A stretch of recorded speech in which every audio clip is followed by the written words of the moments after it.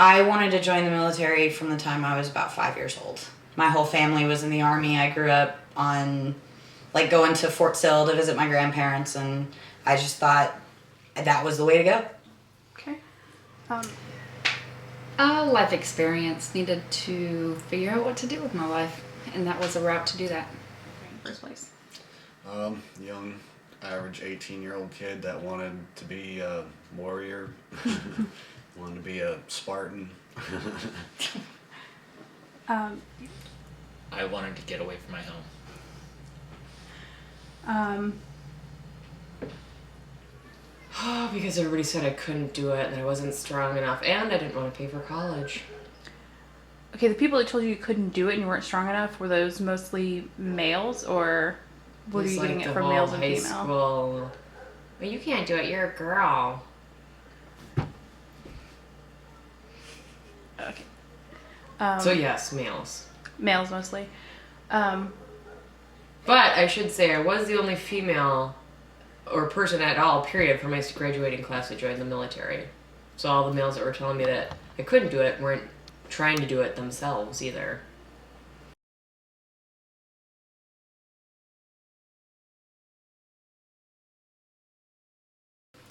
No, not really. No. No. No?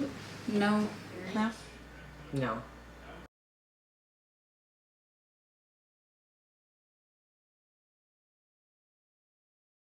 It was definitely a larger amount of males.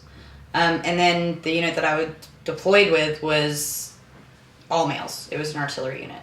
So The career field that I was in a support operation, so they'd actually send me out as support to different units. So as far as if I worked out on the flat line, there was definitely a ratio of more men than women. If I was in more of an administrative unit, supporting the aircraft, or there was probably more of an even level, but there was definitely a ratio of men than women. Okay. It was all males. There are a few females, yes. Have you been in a unit where it was integrated or strictly male? Both. So you have been in a unit where it was strictly male? Yes. Okay.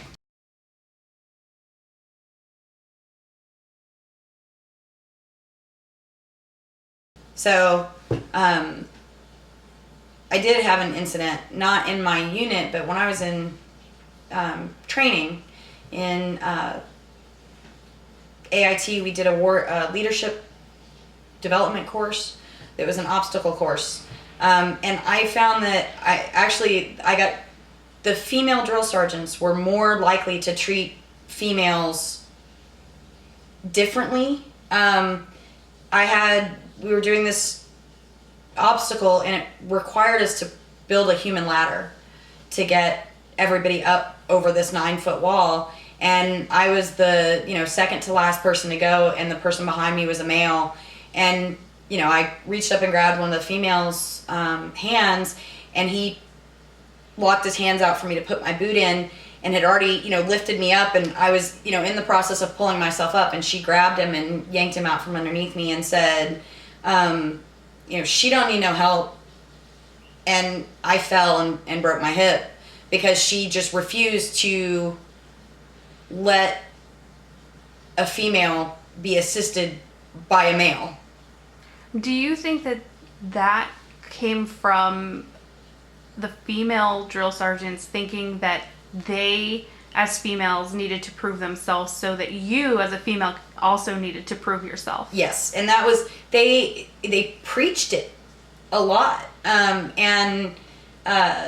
We're always very insistent that, the females not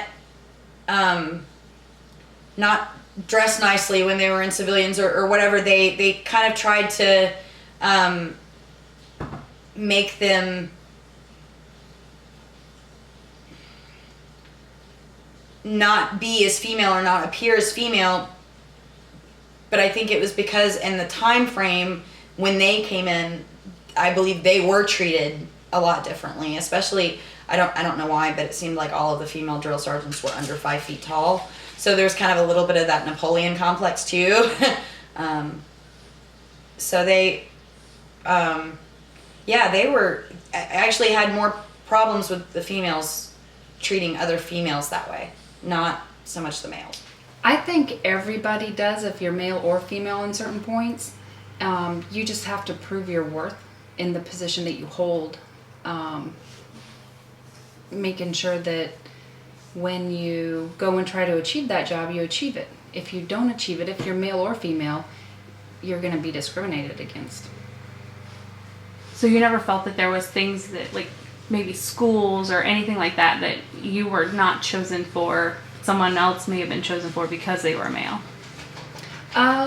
Actually, with that, I would think that since I was more the minority part of it, they would probably choose me more to go than not choose me. I think when it come down to being put on details and stuff, they'd look at it where, well, if we put 5 guys on this, they'd get it done a lot faster than if we put 3 females on it or 5 females, because the whole physical capabilities. So you, any differences or any different treatment that you experienced came mostly because of your physical ability as a female, not necessarily just the inability to do things because you're a female? I think it was just more of a physical ability. Okay. I have watched women being treated differently in that usually at like the lower ranking roles, a lot of times the young guys will try to do things for the women. So not in a bad way, but maybe. It's a very bad thing. It's very negative because then they don't learn their job. It's extremely counterproductive.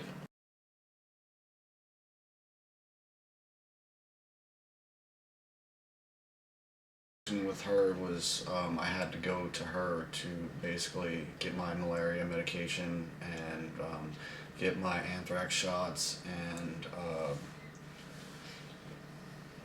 just basic checkups, and if I got hurt or something, I went there to get checked out, make sure I wasn't didn't have a concussion, things like that. You didn't feel like you were getting inferior treatment because she was a female and not a male? No, definitely not. Or that she couldn't do the role as not only medic but also soldier because she was a female? I think she was capable of both, because she definitely went outside the wire, and for the camera, that means they outside of the fob, which is the base, and went up to operating posts and things like that. So she was capable, and she even had stories of being in combat situations while they were out. So yes, I believe she was capable. How about other guys in your unit when they found out that the medic or somebody even just on the fob with them was a female? Did they have grumbles about a female being there? Maybe somebody thought she shouldn't be there, or what was your experience there? Well, for the most part, everybody never really had any issues with her. She seemed like part of the group. She was married, and everybody knew her husband, so she never really had to deal with any problems except for one incident,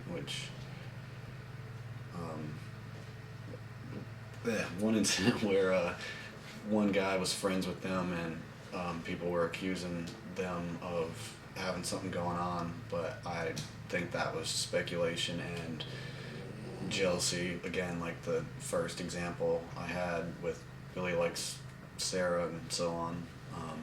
But other than that, that's it.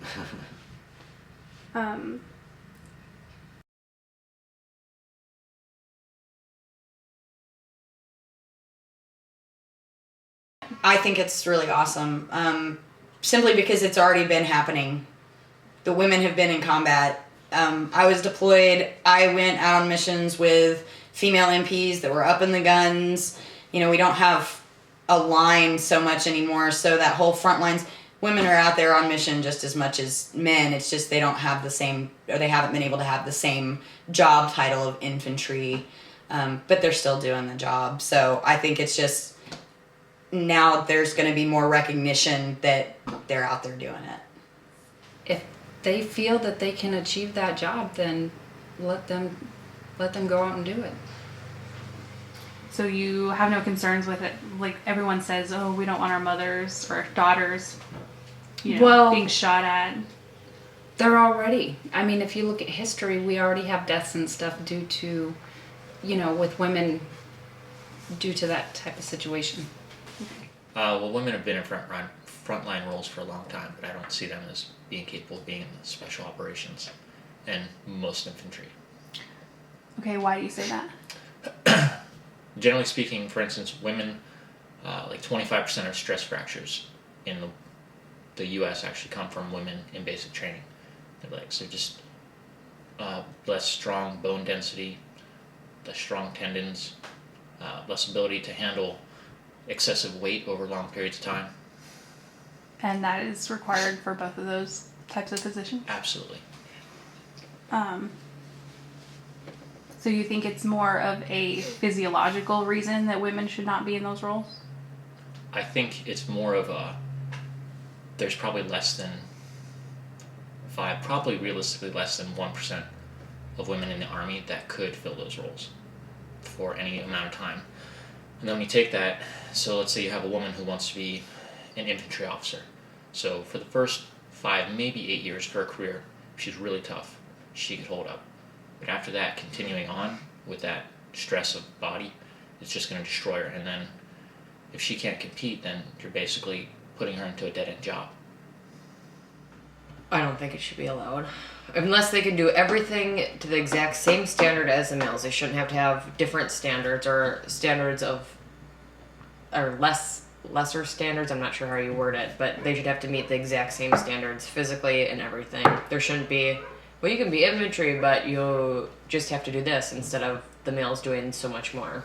So when you say standards, are you talking about like physical training standards, weight standards? Are you talking about the actual training, like the things that they have to do? All of it. All of it. Equal. So do you think that should be across the board in the military, that like all females should have to do the same score as males for PT, for physical training? Yes.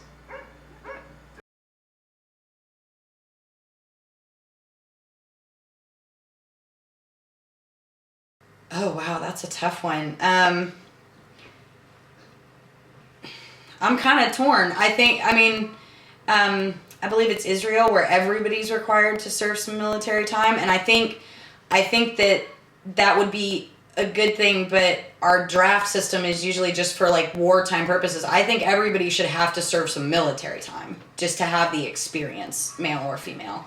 So period, whether wartime or peacetime. Right, but then you have the issue of, with the draft, if it's wartime, the women, there are mothers and things like that, so then who's going to take care of the kids if everybody goes away? So, there's, some logistics of it that I'm not sure it would be great for women to do that, but I do think everyone should have to serve some time. The draft is different than a requirement of actually serving. The draft itself, I would think that everybody would have to be able to sign up for it. The call of a draft is different than a call of requirement of actually training, and being in for a certain amount of time. Do you think everybody should be required to be in for a certain amount of time? Absolutely. Yes, I do. Why do you think that? Because it's America, land of the free. Everything's about equal opportunity. It's not equal if the men need to be signed up or have their numbers to every year or whatever, and the females don't. It's not fair. It's not fair to the males.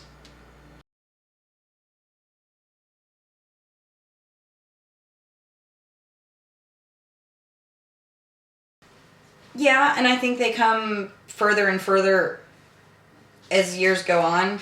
But I also think in some ways there's too many allowances. I think that makes it more, I think that actually makes it harder on females because then it's more like they're getting special treatment. So, just across the board, people being treating others equally, needs to be a better, there needs to be better, there's a word I'm looking for. Well, here's one of the things that has been proposed by some people is that women in the military would probably be better accepted if standards for like physical fitness and height and weight standards were across the board the same for males and females. Like, do you think something like that would make sure that everybody was exactly the same? No, because physiologically we aren't the same. Just like in gymnastics, it's very difficult for women to do, the parallel bars because, our musculature is different. Not that we're not capable of lifting the same amount of weight and things like that, but when you talk about weight requirements and things like that, our body fat percentages are, physically they are different. If you try to make us the same, you're gonna, end up with like anorexic women who aren't capable of lifting a weapon. So, no, I don't think that those things need to change. But I do think that they need to be able to, lift the same amount of weight and things like that for certain jobs, because if you can't, then you can't do the job. And if you're not capable of doing the job, then you don't need to be in the job. So I think it should be more of an individualized, depending on skill level. I don't really think, they're pushing females as a whole from where we started and being restricted to not doing anything with men and being more incorporated. That just comes with time. And Well, I'm not sure. I'd have to think about that for a while. But, initially I'd say no, because people are always going to talk and speculate unless they're allowed to tell them that they have to keep that kind of stuff to themselves, then no, I don't think there is. Yes, their mothers could raise them better. That would be the ones who do that are usually the ones who are just very out for attention. So you're saying if a woman is raised to hold her own and be an individual and not use her femaleness, We'll go with that. to get things that she wants, then maybe... Or to get certain guys to do things for them, yes. And usually what ends up happening is that if they have good NCOs, they see that and they put a stop to it. And they develop them into good leaders. So it's not necessarily an overall... No, it's a lower enlisted thing. Usually it's a lower enlisted thing. Okay. So do you think that it is a societal thing that women are taught to have men help them or do things for them that No. makes it harder for women in the military? No, I think those individuals just come into the Army with weak character overall. So it's not an overall problem for all females in the military? No, not at all. Do you think... There are plenty of strong women that come in with the single goal of doing amazing things. So You don't think so? everything should just be equal, and then there shouldn't be any problems if it's all equal More or or the less. same. More or less, everybody should have Same the standards same across the opportunities line. if they can meet the same standards. Yes. But it's also America. You can't send a female to ranger school because it's just not what Americans expect. Like, daddy's little girl isn't going to be the first one rushing into war. It's going to be a strong male. That's just how it is.